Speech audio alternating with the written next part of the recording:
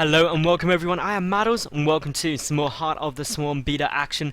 Today, looking at a ZVP. So let me introduce these two players. In the top right, we have got giX, who is the red Zerg. And his opponent in the lower left is the blue Protoss. It is Area Kitty. So giX is someone I haven't cast before. Area Kitty I have, and I know is a top Grandmaster player on the beta servers at the moment, doing really well and certainly making a good name for themselves. giX was also Grandmaster. I know that from the loading screen that the nice little portrait was like GM, and I was like, cool, this is going to be a top quality game.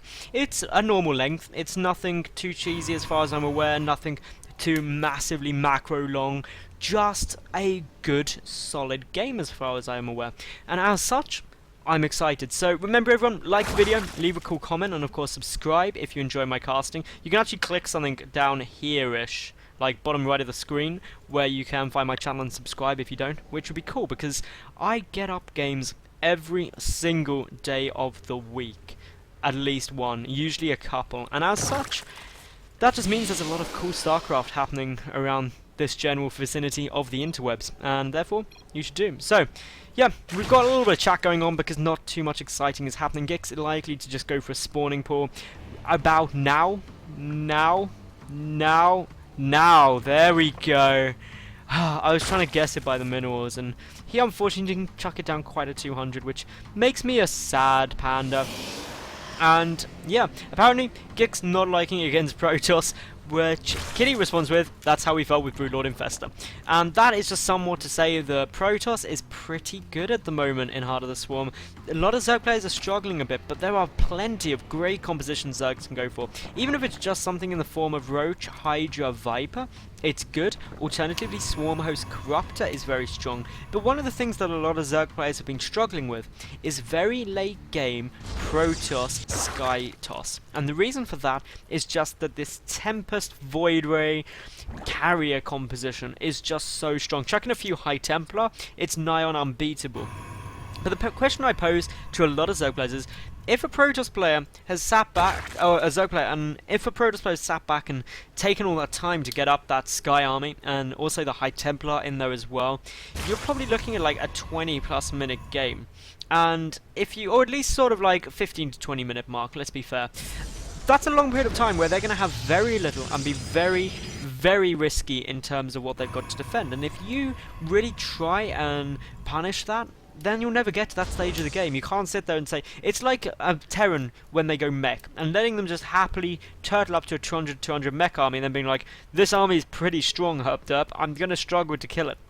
It's pretty much the same principle. So let's just take a look at what these two are doing. You've got a very quick third base out at the moment, so that was a 4 minute mark. It's very normal. This is precisely what you want to be doing against a Forge Fast expansion.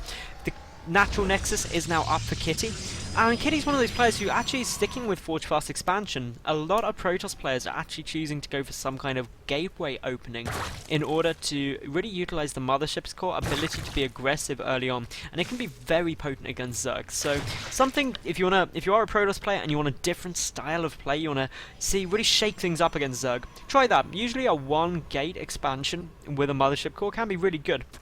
It adds a lot of utility and also firepower to a Zealot Stalker or Zealot 2 Stalker harassment style play early on. And it can throw a lot of Zerg players off guard because suddenly they'll either take this third at the normal time, in which case you can punish that, or they won't, and then they'll suddenly get a bit out of their normal timings for when to take their third. But for the moment we see Kitty taking the Twilight down, so that's very early on for that Twilight, so I'm interested to see what's going to be coming off the back of that. Are we just going to see a DT rush? It's a possibility, potentially going to do a lot of damage, or are we going to see that transition just into some blink play, maybe something a bit more fun? We do have the Chrono Boost coming down on Warp Gate Tech as well as +1, so it could just be a big Blink Stalker style, and then with a Mothership core as well, you can come in, you can use those Blink Stalkers very effectively against this third base, then with the Mothership core, mass recall out if you get surrounded by Lings. So it's a very solid play, but we see the Twilight Council is now finished. What is going to come out of this? We see 3 additional gateways. I am just waiting to see, is it going to be a Dark Shrine? Indeed it is. So, DTs very early on. Are we going to see giX be able to defend this? Well, for the time being, he doesn't have too much going on, and for some reason my mouse has just decided to pretty much freeze out on me. But there we go, it is back. Now this Overlord is coming in, and will the Overlord see it? Is it going to spot it? This is Overlord, it does! It sees the Dark Shrine. Now, Kitty, your question now is, do you cancel this? Because we see that the Evolution Chamber already coming down, the Rotron already coming down. You know there's going to be Spore Crawlers there, because this was scouted. Look. Everything was known, and therefore you've really got to try and counter that. Lair coming down now as well. The Spore Crawlers should be starting in about the next, well, roughly in about the next 40 to 50 seconds, because that's when the Dark Shrine will be done and the DTs could be out. But as we see, a pylon up here. No pylon down on the bottom side of the map quite yet, though, so the third base potentially safe. A Spine Crawler coming down. A lot of Speedlings on their way. Lair is nearly finished, and there's no sign at all yet of any spores, and you need them fairly soon, because otherwise you're going to be running into some problems with those DTs, and with no detection, this is just going to be an absolute whitewash. Where are the Spore Crawlers? In come the DTs now. There are 4 of them. They're going to be able to do a huge amount of damage. They could ultimately try and snipe down the hatchery. The lair is still only 3/4 done, and as such, that could do an awful lot. We've got some more roaches coming in. 2 DTs going to the main, and the natural 2 going down to the third. This is going to really stress giX in terms of his multitasking, and I can't believe that he hasn't yet tracked down the Spore Crawler, and here comes the damage. Our drone's going to get pulled. Meanwhile, we have got the DTs going to town literally everywhere at the moment. And what is giX's plan? Well, he is just losing everything. Overseers are morphing, but drones pulled from the third base, drones pulled from the natural, trying to use whole command in order to stop those, but the main mineral line is getting absolutely crushed. We can see so much damage being done here. And this is just, this could have been so easily avoided. giX scouted it. If he just built a Spore Crawler at each base, he would have been absolutely fine. But I'm just in complete shock that he didn't. The DTs are finally getting cleaned up now. But behind this, we see that obviously Kitty able to take out the third hatchery, secure his own third Nexus. And while we do have these DTs starting to take a bit of damage, or will shortly take some damage, the Overseer just a bit too slow. And let's just take a look at the working count now. 56 probes to 33 drones. A grand total of 22 workers killed, plus a hatchery for 4 DTs. They were very, very cost effective. And ultimately, and that it wasn't DTs being OP, that was just giX should have chucked down some Spore Crawlers. Because you scout that Dark Shrine, you know your opponent has committed a lot of resources to that. 1 Spore Crawler here, 1 Spore Crawler here, and if you're really feeling concerned, 1 Spore Crawler here. Put a couple of Zerglings and Roaches at each base and wait, and you will be absolutely fine.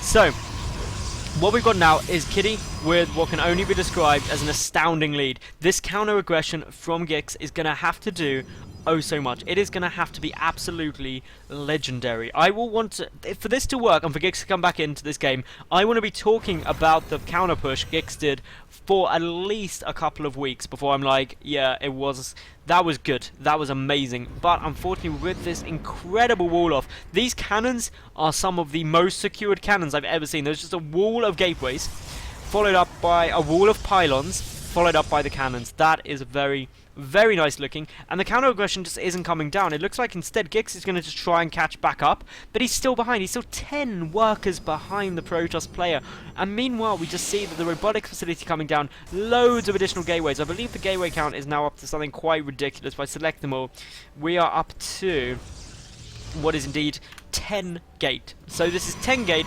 with plus 2 weapons, with some Archons in there as well.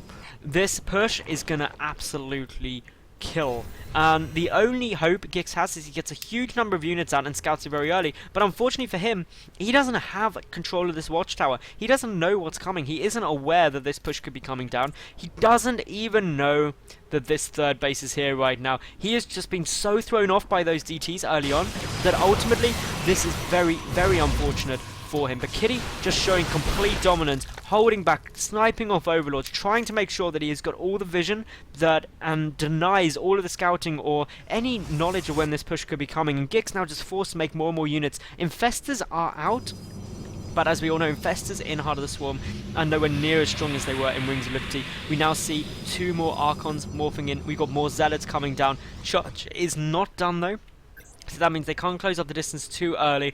But well, this is just going to become incredibly problematic for giX very, very quickly. He's trying to get the Hydrogen up, he's getting the Macro Hatch up, he's getting back to what he should be doing. But unfortunately, it's about 3 minutes too late. He needed all of this stuff done and dusted way sooner, but now Speedlings do spot this push. They were trying to go round for a nice little pincer movement, but unfortunately giX is unable to achieve that for the moment. Kitty with the Mothership Core is there as well. Is he going to go for the natural? Is he going to go for the third? He's just pushing straight up for the time being. The Overlord getting some vision from the high ground. giX, he is going to have to do an absolutely legendary hold right now, but we see the Zealot trying to go in. We see some good stutter step micro on his way down, using the Macro Hatch as an additional piece of a wall off. A great fungal growth hit, stopping some of those Stalkers for a while, but there's good time warp slowing down those roaches, some great force fields going down, and that just means that actually Kitty is able to start chipping away, starting to deal the damage, not able to attack everything at once, and there is the end of the game. So Kitty does with a really solid opening, and the lesson to be learned is if you scout a Dark Shrine, make sure you build some detection, boys and girls. Thank you very much for watching though. Remember, if you liked the video, leave a cool comment and subscribe, and I hope to see each and every one of you tomorrow for another new game. Thanks for watching, and bye for now.